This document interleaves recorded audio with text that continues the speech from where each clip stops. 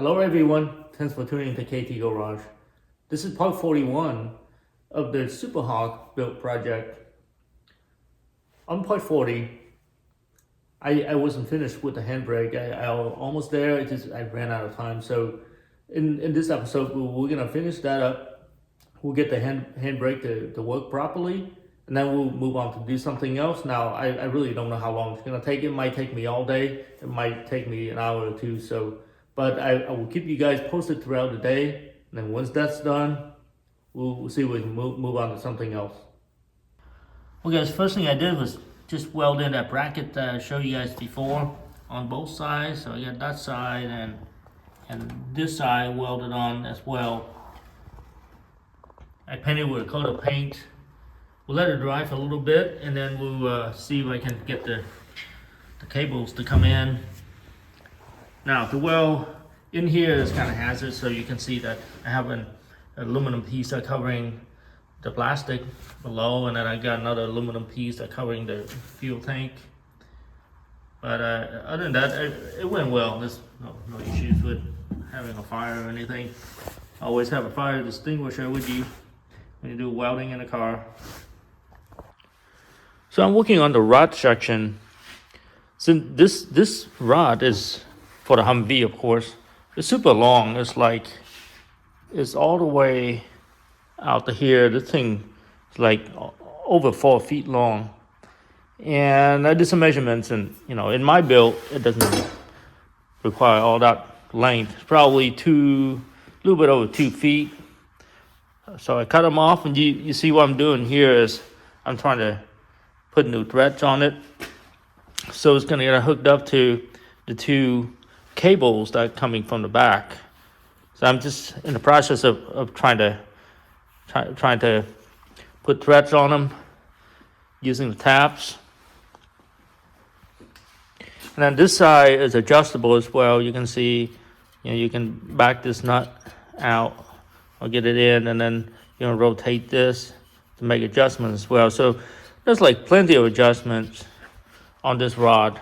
I'm gonna get this finished and get it in there and see if everything goes as planned. It happened to be too short. I still can use this rod over here. It's got thread on this side, and this is, like you can see, it's a much longer rod. So if my measurements are bad, I can just put thread on this end, and then we'll start over. Let's hope that it works the first time. Okay, so the entire assembly goes like this. So this is the end that's facing the handbrake. There's a little pin here, and it goes right into the handbrake puller that sits below. And there's like a ton of adjustments you can do here. Now on this end, now you can see I just tapped all this threads in. So the two cables gonna come down to this slot and then get locked in here. You're gonna screw this in, kind of just like tighten the entire setup, and then I'm gonna pull on the handbrake and see if this goes that way, and apply brakes. I'm gonna get it all in and see if my plan works out. Okay, so I got the entire handbrake to work. It works really nice now, so I can definitely move on, work on something else. I'll show you guys what I've done with the hookup. So you can see this is in the back of where the cable is being pulled, and then towards the inside, you see those are the two cables back there that rest on that bracket that I fabricated. And then of course, this rod right here is hooked up to this, and there's a nut in the back. So this is pulling. And then inside this assembly, let's see if I can get down there a little bit. So you can see all the linkages are working properly. And then clearance wise, you can see that it clears. I had to like drill 2 holes here and use a Dremel tool, kind of just to make sure nothing is touching. So everything clears properly. And so now the handbrake works really good. I just tested and it works out really nice. You can see that this is the release. So this is on the lock position right now, and as soon as I pull on this and put it back, it comes down, and naturally it'll sit like that. So it worked out really nicely. Now you've seen me installing this handbrake flip this way, so it used, like, this bolt used to be on this side, so I bolted from over here. Now this thing is like, you still can flip it like 180 and make this work, but the only thing is it doesn't latch. So when you pull all the way up, this device doesn't latch. So that's the reason why you see it's a little bit different. I have to like flip it upside down and then mount it to this side, which is fine. Took me like 10 minutes to make the swap, and then it works out really nice. Now this little knob right here, you can rotate it clockwise and counterclockwise to have some fine adjustments for the preload on the cable. So I just adjust this to the point where I can pull it up safely and not too hard, but you know, apply enough tension to lock the car. So for right now, I mean, it's not too bad. I like it, and like I say, I already tested it. It locks the car and it's definitely not moving. Well, check this out, guys. I ordered this from a company called Atomic Cars Concept. It's a Canadian company. It takes like a week to get to the US. Looks really good. I like it. I'll attach the website in the description in case you want to make a custom emblem for yourselves.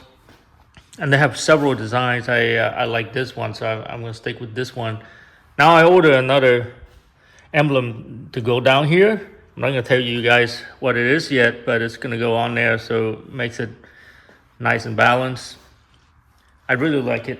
It makes the truck look unique.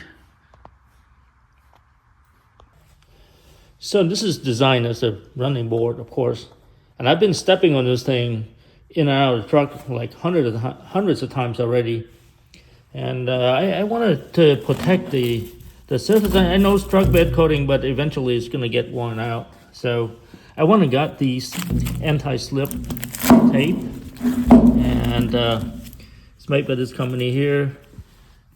I mean, it's they all make very similar stuff, and I used this in the past and I didn't have any problem with other applications. I went ahead and ordered these. These are 6-inch in width. You can see it's a little bit wider than my running board, so I'm going to get scissors and kind of just trim them the length or to the width, and then I'm going to apply on where the running boards are. I'll show you guys how it looks afterwards.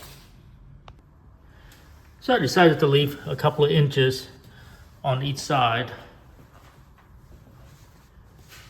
just to make it a little unique instead of just filling in the whole running board.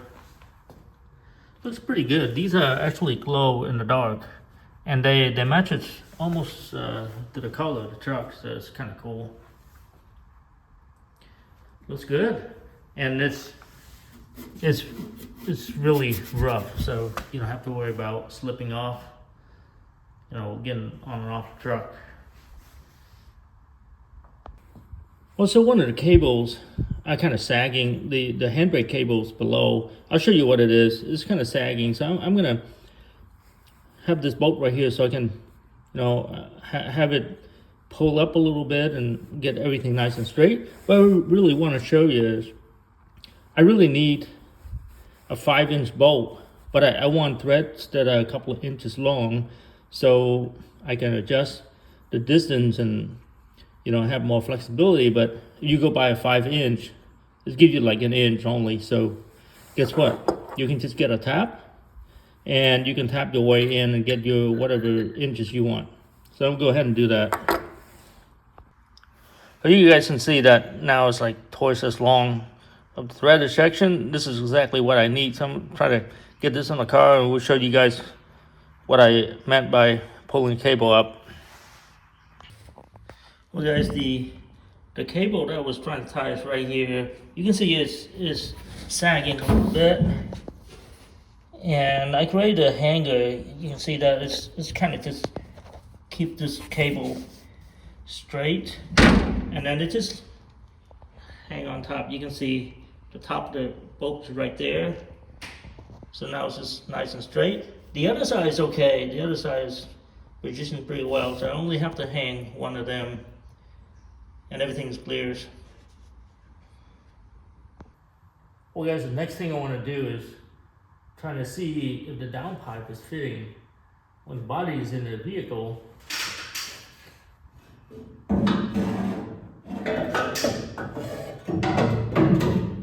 And here's the downpipe. I fabricated this a while back when I didn't have like all those metal pieces in here. So now it's going to be a problem because I don't think it's going to fit. Well, it's almost fit.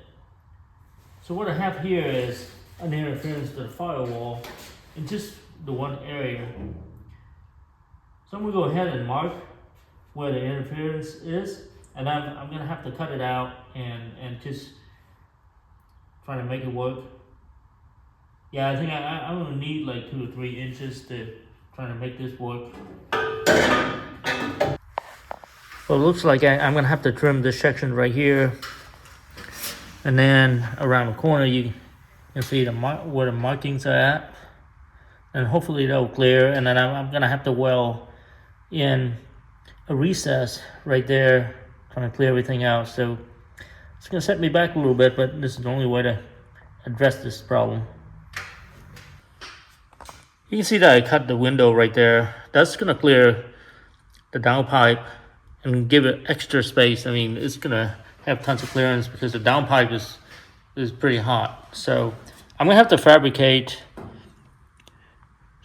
kind of a cover to go on here. I decided to bend this right here and fold it instead of, cut it completely. So it helped with reducing the time to make the cover. So next week I'm going to go ahead and make this cover and then just weld it in. That way I can get the downpipe down. And then I'm going to go ahead and do the exhaust.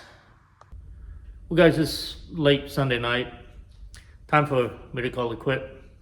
Next week I'm gonna finish fabricating that cover and then get the downpipe installed. I'm gonna see if I can just go ahead and finish up the exhaust all the way out back. Do those quad setup that I was planning on doing. I really can't wait to see how it's gonna look on the back. So I'll go ahead and do that for next week and maybe the week after.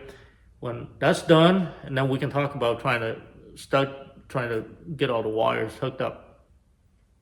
I appreciate you guys tuning in KT Garage. If you like the content, please like and subscribe. Thank you.